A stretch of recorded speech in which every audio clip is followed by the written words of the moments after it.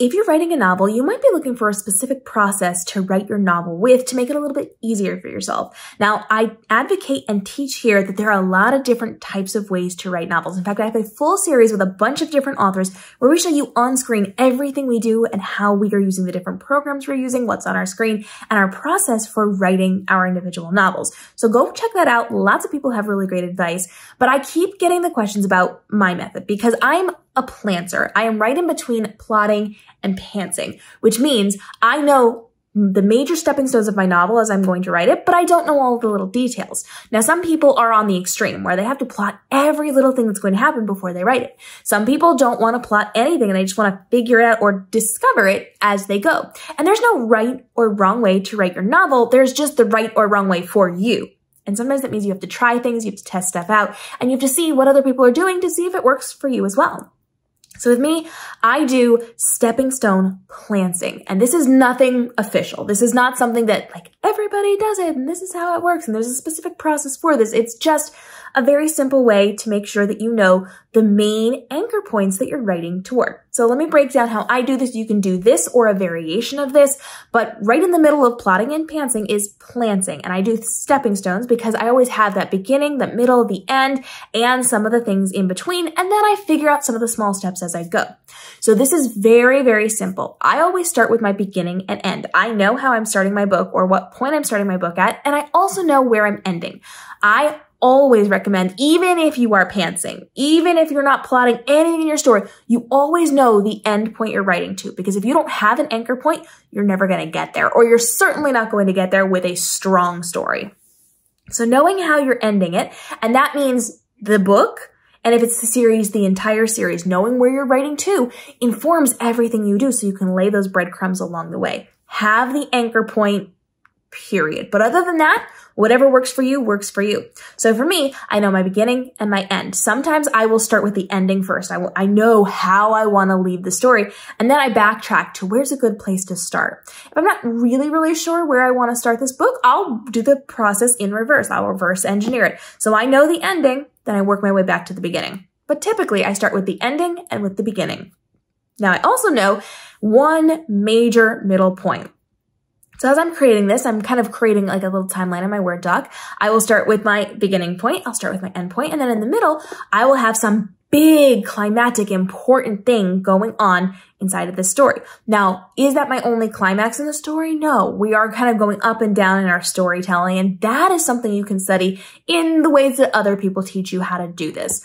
So you want to make sure that you've got a couple of high points and low points, big things and little things, and you can write that ultimate climax and then just kind of shove it toward the 3/4 mark toward the end, because the big moment in the book does need to be closer toward the end, but you also need those middle points. So I start beginning, middle, end. Then I have 3 anchor points, right? So now I'm looking in between the end and that middle point. I'm looking in that center there. What big thing can happen in between those 2 points? And I'll write that down. Then I'll bump up to between the beginning and the middle. What big thing can happen between the beginning and the middle? Now I'm looking in between those points as well. What big thing can happen between the beginning and that midpoint that I just plotted? So you're kind of filling in the gaps. What can happen between this point and this point? So you're looking for those big moments, the beginning, the middle, the end, making sure you have that climax in there, and then you are filling in the points. What big thing can happen between here and here, here and here, and you're just filling it out so that you have some anchor points to write toward. Then when you have a pretty good idea of where you want to go with this story, now you can start to fill in the little things, and you can get detailed if you want. It gets toward the side of plotting, or you can stay a little bit more vague and write your story and fill in those points as you are going. But as long as you have anchor points to write to, you're going to do really well. Now, you do need to remember, if you're more on the planting side, or if you are putting this right in the middle with the pantsing and the planting, you do have the option of plotting these things, like listing those anchor points. And then if your story evolves in a way that is different from that and you can't write around to it, change them. Just change them. It's okay. They're not set in stone.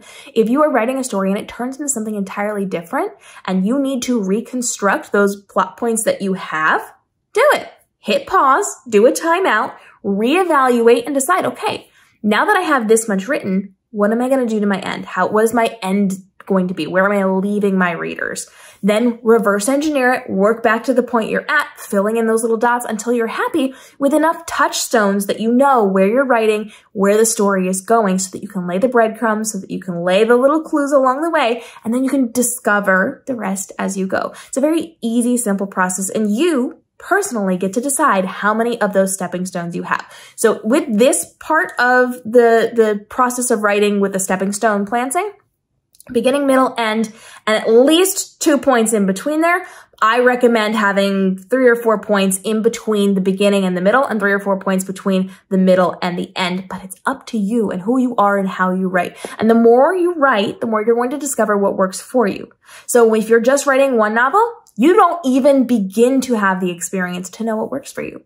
When you've written 5 novels, when you've written 10 novels, now you start to know what's going to work for you because you've repeated the process, you've honed it down, and you've saved yourself time and energy. You found what is going to work for you, but you gotta do the work and you gotta put it in there, and you're not going to know from writing 1 or 2 or even 3 novels until you get to a point where you've done this a lot, and you really understand how you function within this.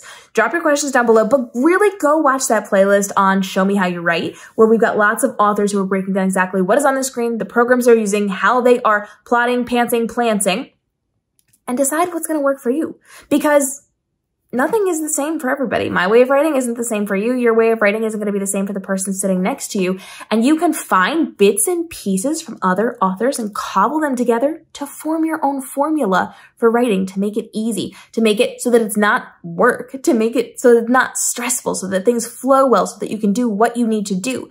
You just have to understand that sometimes you have to change your process, and what you thought worked for you might need to change. So try these things out, see what works best for you, and then keep moving forward. Drop your questions down below, check out that playlist, and we'll see you in daily episodes helping you navigate the world of publishing, from your writing to your publishing to your marketing, to make this your most profitable year ever with the least amount of stress, overwhelm, and time commitment on your content creation. We'll see you in the upcoming episodes.